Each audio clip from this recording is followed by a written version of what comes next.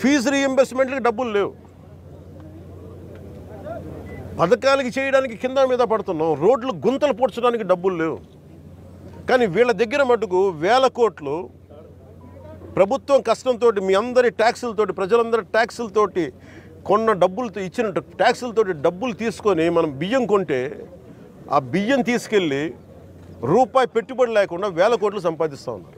ఈ రోజున మీకు ఇది పీడిఎస్, ఈ పబ్లిక్ డిస్ట్రిబ్యూషన్ రైస్ తాగదు స్మగ్లర్లు చేసేది, ఆర్డిఎక్స్లు ఇంపోర్ట్ చేసుకోవచ్చు, ఓఎన్జీసీ ఇలాంటి గ్యాస్ నిక్షేపాలు ఉన్న చాలా కీలకమైన ఇన్స్టిట్యూట్ మనకి వ్యవస్థలు సంస్థలు ఉన్నాయి. ఇక్కడ ఒక 100 కిలోల ఆర్డిఎక్స్ని తెచ్చేసుకుని ఎవరు చూసేవాళ్ళు ఎవరు లేడు, నాదుడు లేడు.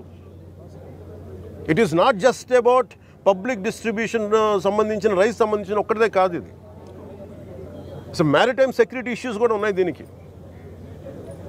మ్యారిటైమ్ సెక్యూరిటీ ఎక్కడుంది, మ్యారిటైమ్ పోలీసింగ్ ఎక్కడుంది, ఈ పోర్టు ఫ్రీ ఫర్ ఆల్ అయిపోయింది. ఉగ్రవాదులు కసాబ్ లాంటి వాడు ఎలా వచ్చాడు, ఎక్కడ మనకి కరాచీ నుంచి బోట్లో వచ్చి కాల్ చేశాడు. ఇండియాకి చాలా వల్నరబుల్ పాయింట్ అయిపోయింది మన దగ్గరికి వచ్చి ఉగ్రవాదులు వచ్చి రావడానికి. ఇది కేవలం నేను ఒక పీడిఎఫ్ మన ఈ పబ్లిక్ డిస్ట్రిబ్యూషన్ సిస్టమ్ రైస్ సంబంధించి ఒకటే నేను మాట్లాడలేదు. వెరీ వల్నరబుల్ రిపోర్ట్ ఇది, ఎవరు దీన్ని పట్టించుకునే ఇది లేదు. ఎస్పీ గారికి నేను వెరీ బిగినింగ్ రోజున చెప్పాను, ఎస్పీ గారికి నేనే స్వయంగా పిలిచి చెప్పా, ఇది వల్నరబుల్గా ఉంది report, please focus on it అంటే ఇప్పుడు దాకా రిపోర్ట్ లేదు నాకు. ఇంకా కలెక్టర్ గారు ఇంకొంచెం ఇనిషియేటివ్ తీసుకొని చేయబట్టి మా మనోహర్ గారు, కొండబాబు గారు వీళ్ళందరూ కూర్చొని ఒక టీం లాగా పనిచేసి ఈ రోజు నేను పట్టుకోగలిగారు.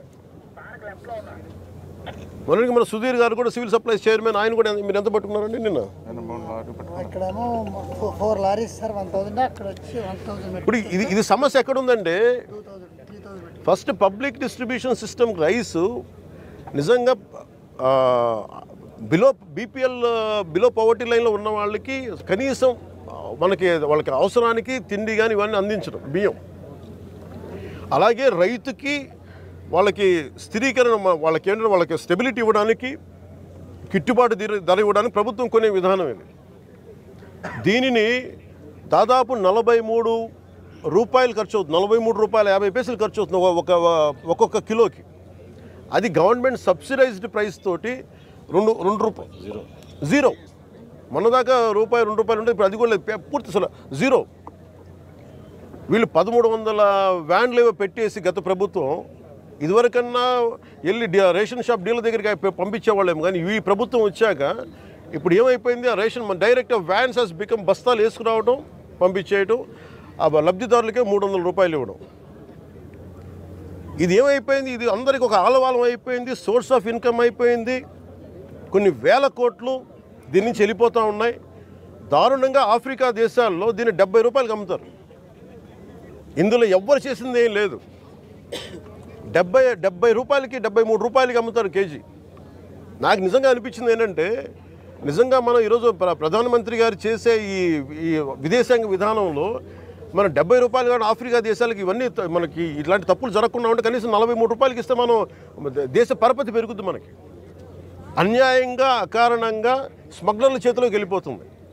వీళ్ళకి ఎంత ధైర్యం అంటే వీళ్ళందరికీ కూర్చోబెట్టి కోర్టులకు వెళ్తారు, కోర్టులకు వెళ్ళి నా మీద ఒత్తిడి పెడతా ఉన్నారు, నా మీద కూర్చోబెట్టి మీరేం చేయలేరు ఇట్లా మాట్లాడుతున్నారు నాతోటి. నేను ఈరోజు ఇందాకే చెప్పాను, ఫస్ట్ దీనికి సంబంధిత పోర్ట్ ఎవరు, సీఈఓ ఎవరో, ఈ స్టేక్ హోల్డర్స్ ఎవరు, వాళ్ళకి నోటీసులు పంపించిన వాళ్ళకి ఆ షిప్ని సీజ్ చేయండి. నేను I want to right a letter to home ministry. Amit Shah గారు లెటర్ రాద్దాం అనుకున్నాను. ఇది మోస్ట్ వల్నరబుల్ పోర్ట్, ఇది మ్యారిటైమ్ సెక్యూరిటీకి, నేషనల్ సెక్యూరిటీకి చాలా ఇబ్బందిగా ఉంది. ఇక్కడ కీ ఇన్స్టలేషన్స్ ఉన్నాయి, ఇక్కడ ఓఎన్జీసీ గ్యాస్ నిక్షేపాలు చాలా కీ ఇన్స్టలేషన్స్ ఉన్నాయి. తూర్పుగోదావరి జిల్లా అంతా, ఉమ్మడి తూర్పుగోదావరి జిల్లా అంతా కేజీ బేసిన్ ఉంది. ఒకప్పుడు ఉగ్రవాదులు మనం కూర్చోబెట్టి బాంబేలో పెద్ద నగరాల్లోకి రావాల్సిన అవసరం ఏం లేదు.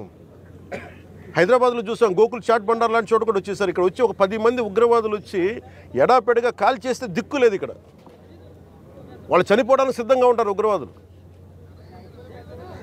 25,000 టన్నుల 25,000 కిలోల హెరాయిన్ ఆంధ్రప్రదేశ్లో వైజాగ్ పోర్టులో దొరికింది.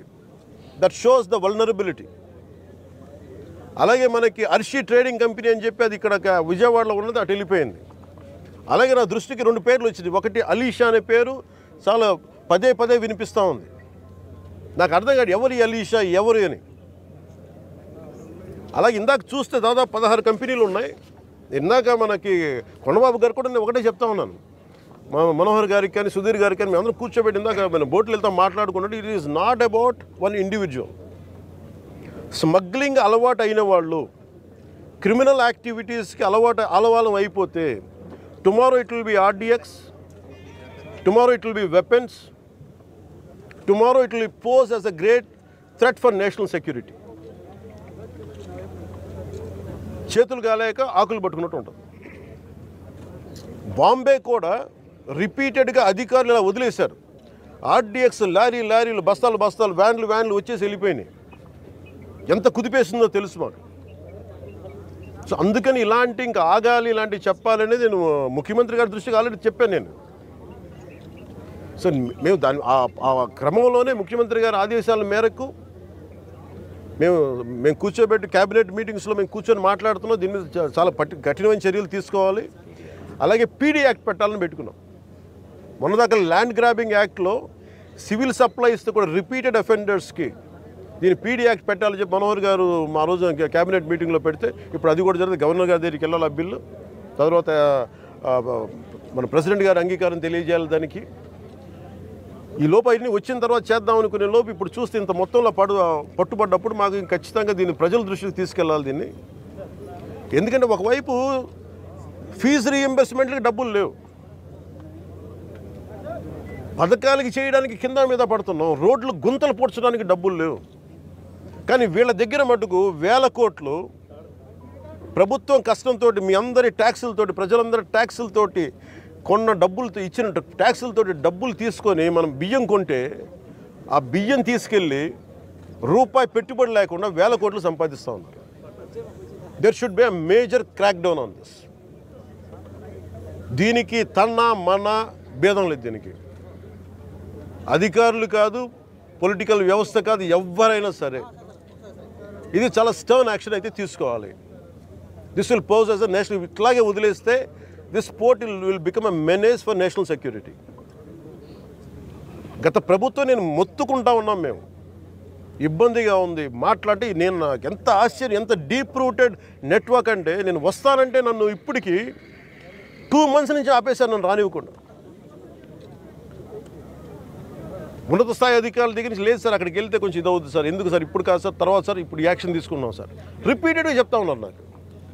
నిన్న విసుగొచ్చి ఒకటే చెప్పాను, పోలీసు వస్తారా రండి, లేదంటే నేను కూర్చోబెట్టి నేను కారులో నేను వెళ్ళిపోతాను, అధికారులు నా పక్కన రాకపోయినా పర్లా.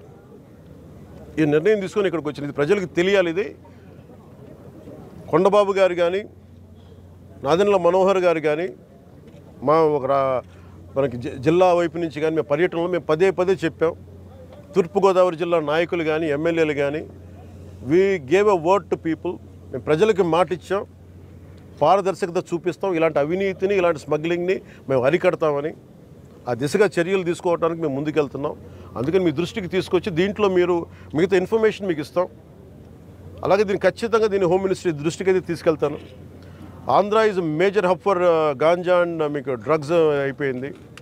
ఇక్కడి నుంచి ఎంత డ్రగ్స్ వెళ్ళిపోయినా కూడా మనకు తెలియదు. ఈ రోజున కళ్ళ ముందు మొత్తుకుంటున్నాయి. అదే అడిగాను అందాక మన సెక్యూరిటీ అధికారిని, నీ కళ్ళ ముందు మీకు ఇది కనిపిస్తూ ఉంది, tomorrow it could be weapons also కదా అన్నాను. దానికి మీరేం చర్యలు తీసుకున్నారు బీయింగ్ ప్రైవేట్ పోర్ట్ అంటే? పాప ఆయన ఏం చేస్తాడైనా పిచ్చి మీద బ్రహ్మాస్త్రంలా ఉంటుంది. ఎవరి మీద వేటేయాలి? దీనికి కీలకమైన వ్యక్తులు ఎవరు? దీని వెనక ఎవరు కాపాడుతున్నారు వీళ్ళని? ఏ స్థాయి వ్యక్తులు కాపాడుతున్నారు? ఇవన్నీ చూడాలి. గత ప్రభుత్వం ఇప్పుడు ఈ వ్యక్తి కూర్చోబెట్టి చూస్తే మనకి ఏదో మన 16 కంపెనీస్ ఉన్నాయి, వీళ్ళు కోర్టులకు వెళ్తూ ఉన్నారు. రైస్ ఎక్స్పోర్ట్ జరగాలి, మీరు ఎనీథింగ్ ఈజ్ పారదర్శకంగా మీరు చేస్తే ఇబ్బంది రాదు. కానీ దీనిని అడ్డగోలుగా పెట్టుకొని ఈ ప్రభుత్వం ఏమి చేయదంటే మటుకు చాలా బలమైన చర్యలు తీసుకుంటాం.